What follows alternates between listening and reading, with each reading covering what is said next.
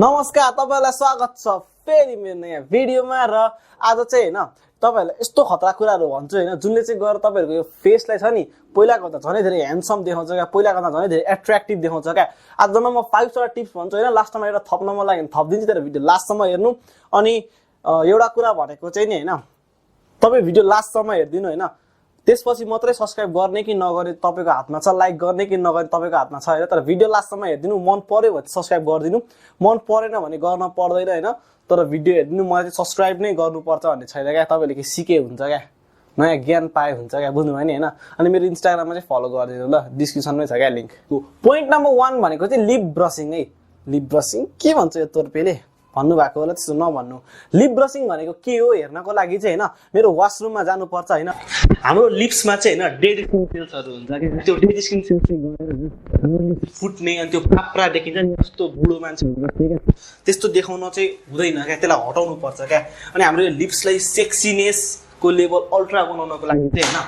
एउटा easy Ninja technique easy hack भनेको चाहिँ हैन टुथब्रस लिने हामीले दाँत माझ्दाखेरि नै दाँत माझिसकेपछि त्यो हामीले थुकेर कुल्ला गर्छौं नि त्यसपछि यसले बाहिरै हाम्रो ओठको यसरी गर्ने हेर्नु है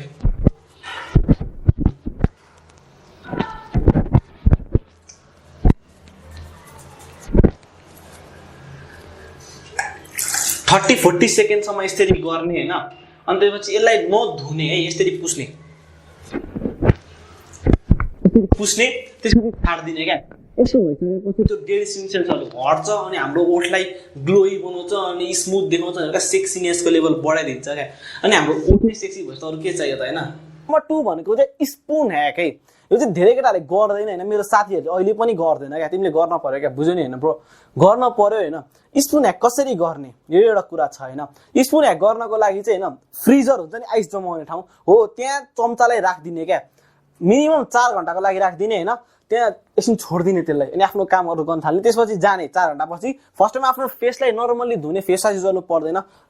ट्यापले गरेर धुदा पनि भयो त्यसपछि ऐनाको अगाडि जाने यहाँ भिडियोमा देखाएको जसरी नै त्यो स्पुनलाई आफ्नो फेसमा सर्कुलर मोसनमा घुमाउने क्या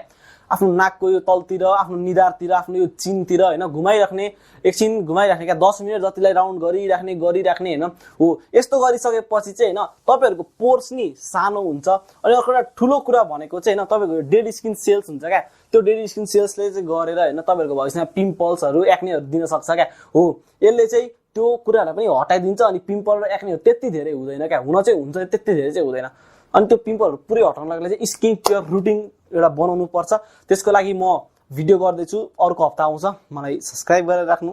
मन पर्यो भने गर्नु नम्बर 3 भनेको चाहिँ आई क्रीम के यो लकडाउनमा हैन केटाकेटीहरु बेलुकी 3 बजे सुत्यो अनि दिउँसो 2 बजे उठ्यो यस्तो पनि मान्छे हुन्छन् हुँदा रहेछन्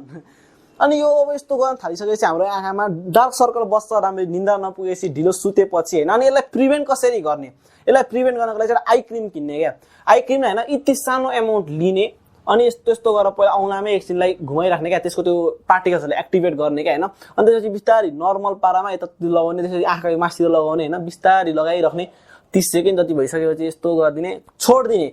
सुत्ने फेरि उठ्ने फेरि बिहान पनि लगाउने यस्तो गर्दा यो चाहिँ फेस वाश पछि लगाउनु पर्छ मोइस्चराइजर भन्दा अगाडि फेस वाश पछि यसरी गर्यो भने चाहिँ हैन तपाईहरुको यो डार्क सर्कलहरुलाई बिस्तारै प्रिभेन्ट गर्छ क्या ओभरनाइट चाहिँ हुँदैन हैन 2 मन्थ जतिको टाइम लाग्छ हैन बिस्तारै हट्दै जान्छ अनि तपाईहरुको एपियरेन्सले नि राम्रो हुन्छ क्या फर्स्ट एपियरेन्स राम्रो यार कस्तो खतरा हैन डार्क सर्कल हटेछ राम्रो देखियो भने अंक 4 भनेको चाहिँ हैन simple skin care routine simple skin care रुटिनले चाहिँ हैन कस्तोको गालालाई पनि राम्रो देखाइदिन्छ क्या अनि ग्लोई बनाइदिन्छ क्या यो हेर्नु यो एक्ने स्कार्स पिम्पल स्कार्सहरुले गरेको होल्सहरु हो हैन त्यसपछि यो हेर्नु क्या स्किन केयर रुटिन गर्नेको मान्छेहरुको क्या डिफरेन्स हुन्छ नि हैन त्यही भएर स्किन केयर रुटिन चाहिँ सिम्पल बनाउनु फर्स्टमा गर्ने हो भने चाहिँ हैन हल्का बिस्तारै चाहिँ प्रो बनाउँदा हुन्छ फर्स्टमा चाहिँ के युज गर्ने फर्स्टमा युज गर्नको लागि चाहिँ एउटा भनेको राम्रो कम्पनीको फेस वाश जुनमा चाहिँ एसएलएस नहोस् प्याराबिन नहोस् अल्कोहल नहोस् अनि एउटा कुन पो केमिकल थियो यार आएन क्या झसँगै यति मात्र नभएको एउटा केमिकल अनि यहाँ मैले एउटा राखिराखेको छ नि हैन हो यो नभएको केमिकलहरुले चाहिँ युज गर्न थाल्नु हैन अरु भनेको मोइस्चराइजर यो नि मोइस्चराइजर चाहिँ फेस वाश पछि गर्नै पर्छ हैन नभए हाम्रो फेस ड्राई हुन थाल्छ अनि झनै धेरै समस्याहरु आउन थाल्छ त्यसले मोइस्चराइजर त्यसपछि सनस्क्रीन लगाएन भने चाहिँ हैन हाम्रो स्किनलाई स्किन क्यान्सर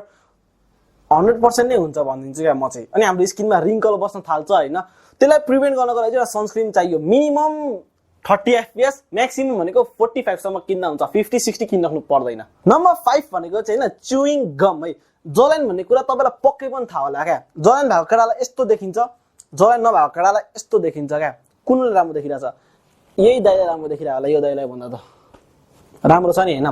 जलाइनले चाहिँ हैन कस्तो कस्तो फेसलाई पनि राम्रो देखाइदिन्छ क्या, किनकि जलाइनले एउटा स्ट्रक्चर थपिदिन्छ क्या, एउटा डिटेल थपिदिन्छ क्या। मेरो पनि जलाइन राम्रो छैन, मेरो ठिक्कको जलाइन छ हैन, त्यस्तो सेक्सी सार्प नि छैन, त्यस्तो जलाइन नभएको नि हैन, ठिक्क छ क्या। अनि यो ठिक्क जलाइन कि राम्रो जलाइन पाउनको लागि चाहिँ हैन तीनटा कुरा छ। एउटा भनेको जेनेटिक्सले लिएर आउनु पर्यो, बाउ हजुरबाउ सबैकोबाट आउनु पर्यो। अनि अर्को वे भनेको चाहिँ कार्डियो गर्नु पर्यो, हाम्रो फेसमा भएको फ्याटलाई घटाउनु पर्यो, दौडेर जम्पिङ गरेर हैन, माउन्टेन क्लाइम्बर्स गरेर घटाउनु पर्यो। अनि अर्को भनेको चाहिँ च्युइङ गम क्या। यो चाहिँ एउटा इजी वे हो हैन। च्युइङ हामी चपाइराख्दाखेरि, सुनिराख्दाखेरि भयो, बोलिराख्दाखेरि भयो, च्युइङ गम खाइराख्यो भने चाहिँ हैन यहाँको मुभमेन्ट भयो, यहाँलाई प्रेसर पर्यो, अनि यो जलाइनको प्रेसर परेर राम्रो राम्रो राम्रो राम्रो हुँदै हुँदै हुँदै हुँदै जान्छ क्या। ओभरनाइट हुँदैन, बिस्तारै बिस्तारै हुन्छ, राम्रो हो नि त हैन। अनि एउटा बोनस टिप्स भनेको चाहिँ हैन sugar is not good for your health, त्यही भएर सुगर फ्री च्युइङ गम खाने क्या। नम्बर 6 अनि आजको लागि लास्ट भनेको चाहिँ हैन कटिङ आइब्रो चाहिँ। कस्तो देखिरहेछ यो अंकललाई, सरी दाइलाई, यो दाइलाई नराम्रो देखिरहेछ क्या। यहाँ कपालले जोड्दैछ नि त, यो दाइलाई राम्रो देखिरहेछ क्या। अनि यस्तै खालको एउटा सार्प पाउनको लागि चाहिँ हैन तपाईहरुलाई एउटा इजी वे भनेको चाहिँ यो ट्विजर भन्ने एउटा इक्विपमेन्ट पाउँछ क्या। यो हो हैन, यसले प्लग गर्ने क्या। यतातिरको पुरै थ्रेडिङ गर्न जानुपर्छ भनेको होइन हैन, यसको प्लग गर्ने। मैले यहाँ जति अमाउन्टको देखाइरहेको छु नि हैन, हो यति नै प्लग गर्न थाल्ने हैन। प्लग गरिसकेपछि तपाईहरुको कपाल भित्रैबाट झिकिदिन्छ क्या, जरैबाट हैन। अनि पलाउन पनि 1 महिना जति लाग्छ, अनि राम्रो देखिन्छ क्या। यसरी यो फोटोमा देखाएको जस्तै आइब्रो टाँस्यो भने चाहिँ हैन कुनै केटालाई पनि राम्रो देखिदैन क्या, कुनैलाई पनि राम्रो देखिदैन क्या यस्तो आइब्रो टाँस्यो भने चाहिँ एट्र्याक्टिभ देखिदैन क्या। ल आजको लागि यति नै हैन। यहाँसम्म हेरिसकेपछि चाहिँ हैन लाइक, कमेन्ट, शेयर, सब्स्क्राइब गरिदिनु।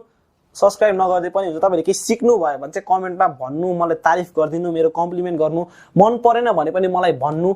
मलाई राम्रो फिल हुन्छ तपाईले तपाईहरुको मनको कुरा भन्नुभयो नि के मलाई बुझ्नु पनि हैन, भित्रैबाट खुसी लाग्छ क्या। मलाई नराम्रै भने पनि खुसी लाग्छ, किनकि तपाईले मलाई केही डेडिकेट त गर्नु भयो हैन, तपाईले मलाई इफोर्ट दिएर लेख्नु त भयो नि हैन, नराम्रै लेखे पनि। केही सिक्नु भयो भने सब्स्क्राइब हान्दिनु, केही सिक्नु भएन भने भिडियोलाई डिसलाइक हान्दिनु, अनि ज्यादा पनि हुन्छ। तर तपाईलाई थाहा, मलाई थाहा छ तपाईले पक्कै पनि सिक्नु भयो हैन। ल आजको लागि यति नै। It's me Dikshandra Rajkarki signing off from learn about fashion. पर्सि भेटौँला, भेट्ने नि त, भेट्नै पर्यो नि।